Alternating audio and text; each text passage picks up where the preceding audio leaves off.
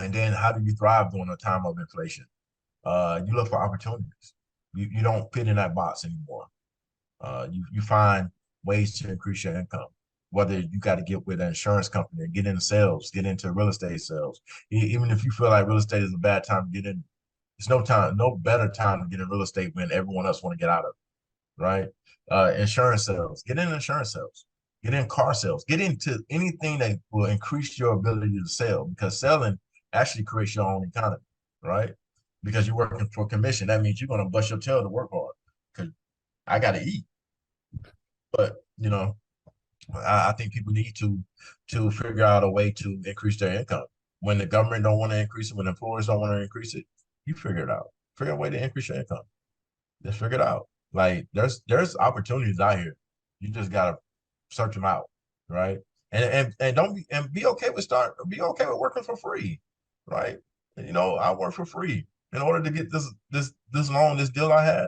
I work for free. I literally worked 6 months for free. No GC fees. No, I work for free. And when I finished the house, I went to the lender. I said, Zach, hey man, you got anything else you need me to do? Sure do. You got 7 lots. You ain't got to put no money down because your work ethic is insane. I got a I signed a $3.4 million deal based off my work ethic and willing to work for free. Wow. And That, people that willing to work for free.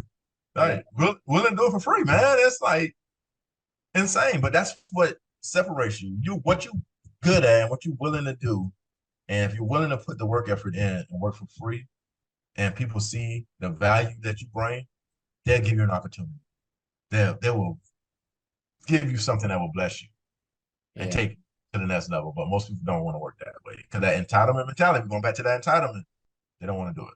Yep. No, absolutely. And, for a lot of people, that can seem so far fetched. Like, oh, look at Dante, he's done all this. And, it's easy for him to say, but it sounds crazy, right? Basically going from 0 to 100, right? You're going from maybe a smaller deal to doing 7 and not even getting paid on the front end. How did that whole thing go down? Okay, yeah. So when we met each other, I was in the middle of GCing a project, and I wasn't getting paid. My wife was the agent on the house, and I was just the general contractor, but I was helping her with the agency side. I wasn't listing it. I was just going out there trying to complete the project, hiring contractors, hiring plumbers.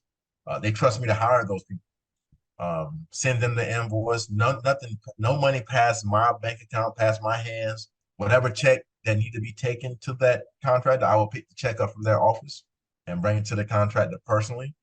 And I did those things not expecting what was next. I didn't know what was next. I didn't know they even had anything. And I went to that builder's walk with you, and we was walking through the builder walk, and I was like, man, I can do this.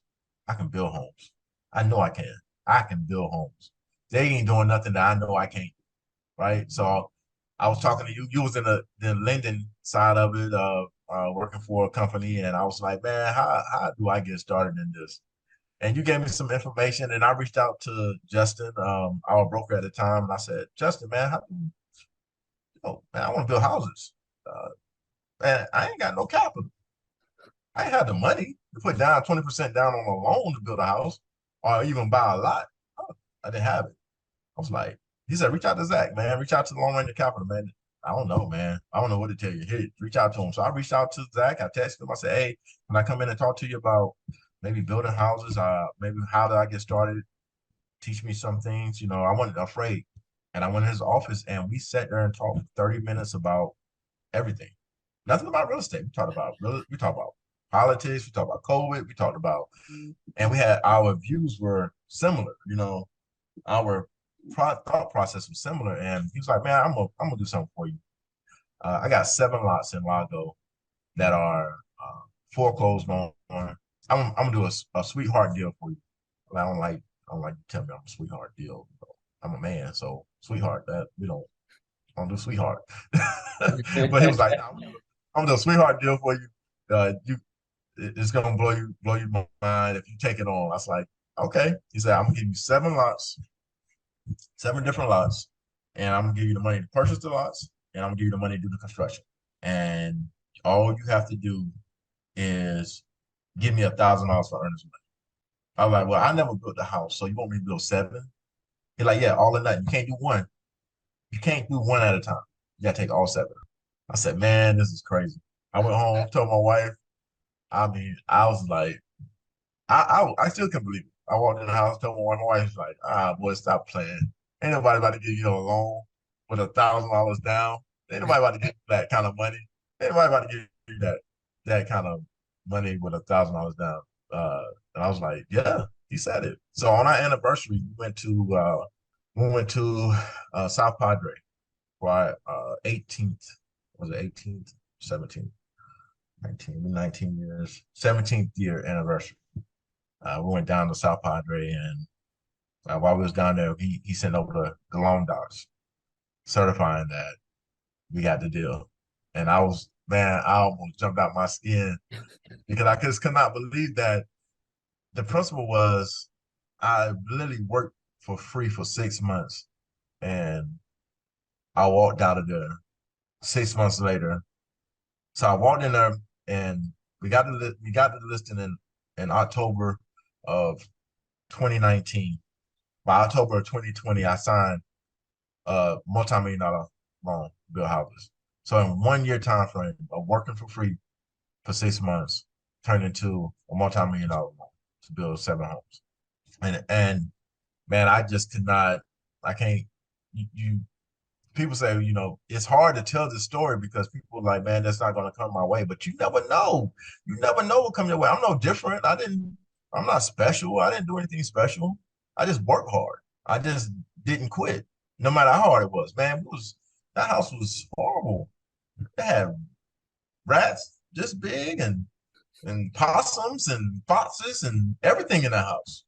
Think of it. There was all kind of animals running around the house, but nobody lived in it. So, man, we had to go in there and get rid of everything. And it was amazing, amazing journey in doing that. And now I have so much experience in building homes that um, I can teach a master course on it. You know, 'cause Yeah. I'm building seven homes at one time. So, I know how the failures of overspending on material, overspending on labor, understanding some people you got to fire, designers that you couldn't work with, just a whole gamut of things that I learned in that process. And we lost money, we made some mistakes, but man, I wouldn't trade it, man, for the world, man. It taught me about working hard and being consistent. And if I have one message for everyone, is change your mentality and be consistent. I am known for being consistent. Um, People told me that, man, you are very consistent in life. That's one character that I worked on. And I have many other character flaws. Don't get me wrong, I'm not perfect. But consistency is what I will hang my hat on for the rest of my life, is being consistent.